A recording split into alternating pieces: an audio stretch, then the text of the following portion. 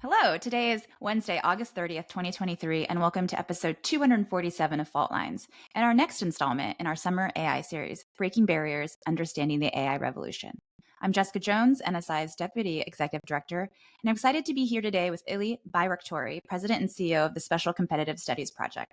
Before launching SCSP, Mr. Bajraktari served as Executive Director of the National Security Commission on Artificial Intelligence and previously served as Chief of Staff to former National Security Advisor Lieutenant General H.R. McMaster. He also began his long career at DoD in 2010, where he served in the Office of the Undersecretary of Policy, first as a country director for Afghanistan, and later for India. Explore your current work and get more into the AI landscape. I just wanted to ask you a couple questions about the National Security Commission on Artificial Intelligence, where I just said you were executive director. So for those that follow our show, we may know, the audience may know what it is, but just a little background. The commission was established in 2019. It was established by the 2019 NDAA, and among its many objectives, it was tasked with making recommendations necessary to advance the development of AI and considered, among items, how the U.S. can maintain a tech advantage in AI, workforce issues, ethical considerations, and the risks associated with adversarial advantages in AI. So if you could just tell us a little, insider baseball, how did the commission come to be? For us today, when we think about the Hill, how much congressional willpower did it take to establish the commission? And do you kind of see that same policy make a momentum on the Hill right now? Thanks, Jessica, and nice to be here with you today. So in 2018, I think our Congress really was preoccupied with two things in the tech space. Number one is everything coming out of Silicon Valley was indicating that there's a powerful technology coming our way called artificial intelligence. I mean, this was nothing new. Artificial intelligence was on an up and up since 2012, maybe. But I think by 2018, you had so many signals and so many indicators that this is really one of those general purpose technologies that's going to have huge implications for our society and our economy. And so Congress was briefed on this, or I think was informed. And I think the second thing that drove the establishment of the NSAI was really signals coming out of Beijing. I think both in classified and unclassified, what our members of Congress saw was a country that is treating AI at different speed and scale. They were interested in really going all in, both in terms of strategy, resources, dedication, and implementation, in terms of getting ahead in the AI space, because they thought AI will leapfrog them in the competition against us. So with these two background factors in mind, Congress established the National Security Commission on Artificial Intelligence. And I usually tell the outside audience that the purpose of the commission was really to look at what can our federal government agencies responsible for the national security missions. And here I'm generally talking about DoD, Department of Defense, and the intelligence community agencies. What can they do more with AI, what they were doing, and what were the obstacles to do more. And so we were tasked by the Armed Services Committee on both the House and the Senate side. The goal was to have a commission that runs 2 years. When you look at it in the past and in our history, Congress usually created these commissions because on one end, something went wrong. And so Congress thought that a commission would look back and provide that investigative background research of what went wrong. I think 9/11 Commission is one of the most famous commissions of something that has gone wrong. And then Congress required or established a commission to look back and see what went wrong.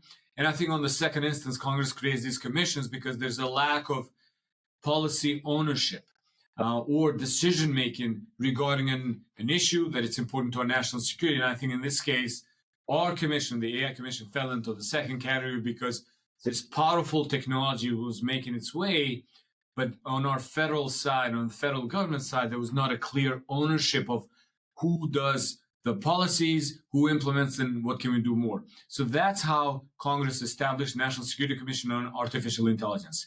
I think to your second question, Jessica, we really enjoyed a truly bipartisan support.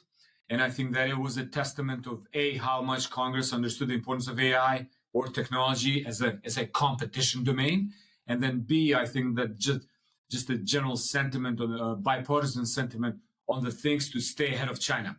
And I think as a result of that, we were able to pass 55 pieces of legislation to date based on our final report. And when you see indirectly the influence that general sentiment of bipartisanship continued. You see it with the CHIPS Act. You see it with export control policies, the outbound investments. I mean, on and on and on. I think it was just a wake-up call in terms of how competition is playing a central role in this competition with China. And so, you point out 55 pieces of legislation and continued bipartisanship on important, tech competition issues. For the audience, can you pull out one or two of what you would consider the successes from the commission that you consider the biggest, right, that you're most proud of? Well, I mean, so when we established the commission, Jessica, one of the questions I had in my interviews with previous executive directors was, hey, what is the right approach to when you establish these commissions? And you get a mixed recommendation. Some people would say focus on 2-3 big institutional changes. And I think when you look back, 9/11 is probably a good measurement of that, because they recommended establishing the Director of National Intelligence. And I think that led to creation of a completely new institutions. And then you have another set of feedback that I was receiving is that you got to do a lot of small recommendations, because in totality, the small tactical wins will accumulate to a big strategic win. I think we did both. If you look at the length of our report, 759 pages, I think you can see that there's no lack of big recommendations, creating new institutions, but also a lot of small wins. And small wins, I would note, are from those that have moved the needle inside Department of Defense or intelligence community in terms of how we keep people, how we would hire people. The big wins, I would call, really pushing the CHIPS Act across the finish line, because early on the commission understood the importance of hardware. And I will tell you an anecdote from those conversations. When we met the first or the second time, some of the commissioners who were much more esteemed in this conversation recommended that we focus on the hardware piece of AI, not just on the software piece. And I pushed back, because as executive director, you have to be able to deliver on the mandate given to you by Congress. But their argument was that hardware is an instrumental and a critical piece of how you build cutting-edge AI applications. And so without us as a country really leading on the hardware piece, semiconductors piece, we will not be able to stay ahead on the AI space. So I'm glad they overruled me, and I was able to listen to Chris Darby, the CEO of Incutel, Andy Jassy, now the CEO of Amazon, Safra Katz, the CEO of Oracle, because they insisted that we should take a holistic approach on how we stay ahead on AI. And I think then the hardware chapter, which is I think chapter 6 of our final report, really helps set the stage for the CHIPS Act and build the momentum that we needed it as a country to make the necessary investments on the CHIPS piece. Awesome. And then now you lead the Special Competitive Studies Project. How does the SCSP continue and expand upon the work of the commission? And so when we got to the end of the AI Commission, I think one thing you understand, especially from today's perspective, when, with the release of ChatGPT and BART, is how this is 2021, how we were only scratching the itch of what AI is about. And so a lot of the commissioners were talking about that we are at the beginning of the AI journey, we're not at the end. And one of the key recommendations we had was how to be AI ready by 2025 as a nation. And so I think towards the end of the commission's work, we really thought that we need to continue this journey in one way or another. And I think one of the models that came across as a viable model was the model that Dr. Kissinger mentioned to us, which was a project he led in the 50s called Special Studies Project. So back in the 50s, our country was caught by surprise with the launch of Sputnik satellite by Soviet Union. So in 1950s, what Dr. Kissinger did was he brought the best and the brightest we had in a truly bipartisan fashion to focus on how can we conceptualize and frame the competition against Soviet Union. And so they worked for about 3 years. They studied the issue and they produced a book, which became a bestseller in the 50s called Prospect for America.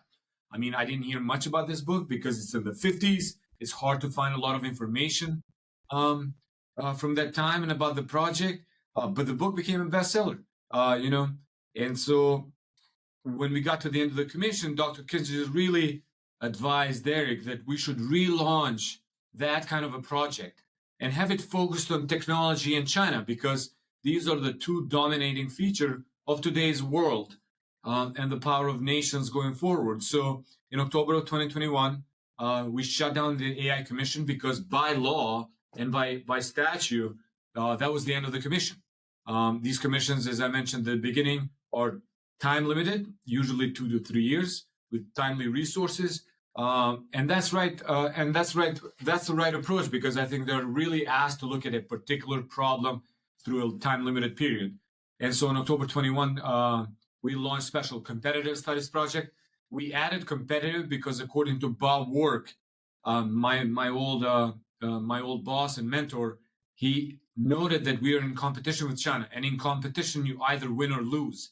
So that's why we are called Special Competitive Studies Project. Technology is the framework of we looking at the competition, and I believe AI is that technology will set the course for the future of the world and ultimately the future of nations. And I think in that competition, we're competing against China, because China is probably our nearest competitor when it comes to companies, top-down approach, resources, talent, the ability to deploy technologies. I mean, if you look at the last 3 to 4 years, China really has caught a lot of us by surprise, with their ability to produce drones, do hypersonic testing, build and really deploy high-speed rail and many other technologies that, we take it for granted. So you mentioned, we as a nation need to be ready by 2025. And, your mission statement says that we're in this generational trial and that 2025 to 2030 is a critical window. And you mentioned China. So to just wake up the audience a little and to keep on that, what's at stake here? What could the world look like if the US and kind of Western democracies follow behind in this tech competition? So, the implication, Jessica, will be enormous. Like last year, we produced a report called Mid-Decade Challenges to U.S. National Competitiveness. And in that report, one of the opening chapters is called What Would Losing to China Look Like? And it's not a science fiction chapter. It's just what we have done is we have extrapolated the current trends, be it in the technology space, digital space, or data and people space. And what you've had in that chapter is really a potential scenario in 2025 in which you and I can easily wake up, and most of the data that goes through the antennas, routers, and modems is built one way or another in China. The global infrastructure, the global digital infrastructure is built by Chinese companies and is deployed globally, and that would include some of our key partners and allies. All the data that you and I use through the apps would one or another way go through the CCP servers out of Beijing. And so it could have been a world in which you and I have never lived to experience, in which a country that has a completely different political outlook and organizational principle and system is in charge of global technology. And I think that would have huge implications. It would have implications for our society, for our economy, and ultimately for our national security, because you can only imagine the world in which China would have access to the movements of our military people, where the logistics of our military forces, etc. So, moving now and pivoting to what you're speaking of at the end about U.S. national security interest and AI, as we're looking forward into the future towards the end of this critical window towards 2030, as we likely face, and as you talk about your mid-decade report, a new kind of warfare with these new technologies, new operational concepts, new novel ways that I think we can't even begin to think about. What changing dynamics do you predict? Do you start to see something with the warfare in Ukraine that reflects, things that you predict for the future that we need to start thinking about? So, Jessica, one thing I owe you from the previous question is that not only is that reality in that chapter we produced just based on our understanding where technology is going. Every document, every strategic document you read from recent history from Beijing will indicate that they are putting a lot of resources and a lot of attention in that 2025-2030 timeframe. they have a strategy called Made in China 2025, which basically means cutting China's dependency from the rest of the world and building the rest of the world's dependency on China. So that's China 2025. Then you can all see the speculations about the potential scenarios around Taiwan, 26, 27, 28, 29. And then they have a strategy to become the global AI leader by 2030. So all these things are not in isolation. These are the strategic documents, and these are the resources they're dedicating towards executing these strategies.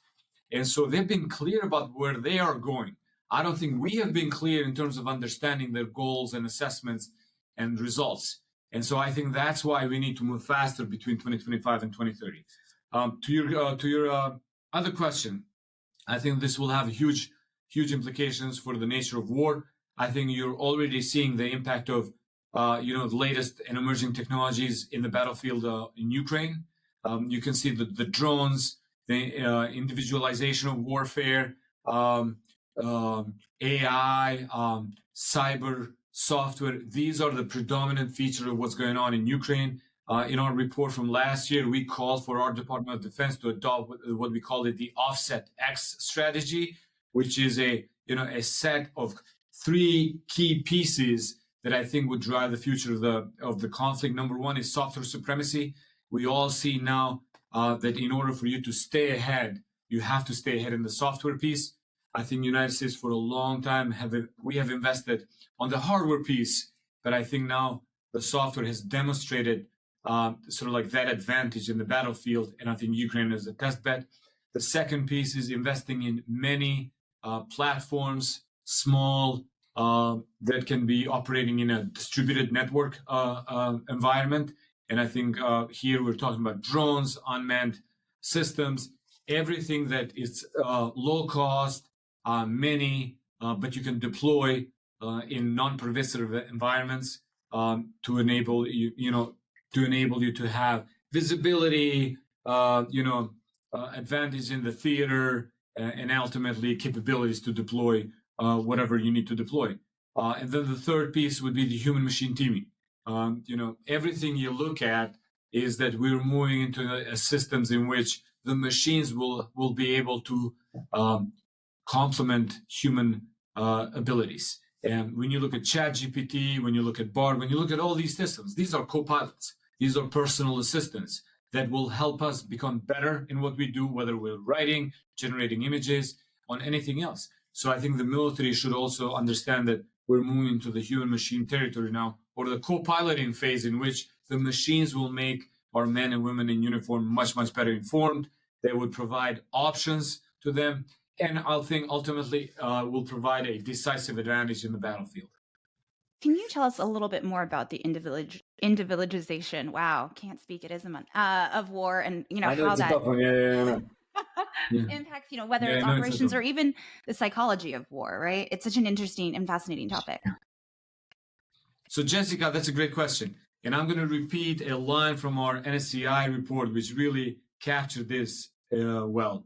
We said that these new emerging technologies, especially AI or generative AI, will really enable either adversary, state or non-state actor to do a macro targeting at the micro level. What does that mean? All the data that exists out there about you, can easily be pulled. So the adversary can target you, Jessica, wherever you are. And so at times of crisis, you can envision that intelligentized warfare can become more individualized towards you, towards enabling key nodes or disabling key nodes in our military structure by targeting individuals, senior leadership, key regions, be for political or, like increasing the political disunity among Americans, and all these things. So I think this is a new type of warfare that I think our adversary can launch towards us. And I think these are the capabilities that you will probably utilize in that time. So I know when we were reading about China's use of AI in development, they have their concept of warfare, intelligence-sized warfare, which seems to go hand in hand with what you were just describing. I mean, what do you think, their publication of that, and maybe countries that don't have the same kind of ethical considerations or constraints that we may employ here in the U.S.? No, exactly right, Jessica. I mean, intelligence warfare is really the use of data, AI, and all the other elements towards, like micro-targeting individuals in the key regions, key leadership positions, key senior positions, really to disable the decision-making, to cause confusion at times of conflict. The other thing I wanted to say is that, as you noted, our adversary is not bound to the same norms and values that we are. When you look at our Department of Defense, they've been pretty transparent about how they plan to use AI. They have issued time and again memos, documents highlighting the responsible and ethical use of these platforms when and if they are deployed. But on the other side, neither Russia or China has released anything in terms of how they're planning, how they're building, and how they're deploying these capabilities. So I think going forward, this is going to be an interesting space to watch, because we should also be mindful not to slow our men and women in uniform down by putting these requirements on top of their existing requirements. And so while our adversary can do whatever they want without any accountability placed towards them. Great. Well, thank you. That's a wrap for today's episode. Thank you so much to Mr. Bajraktari for joining us, and for Tatum Clifton and Devlin, Bernie from NSI, and Claude Jennings for their help producing today's episode. Tune in next week when we talk to former Representative Will Hurd about his take on AI. And check us out on YouTube, where you can see our smiling faces. And if you like what you heard, don't forget to rate, review, and subscribe wherever you get your podcasts.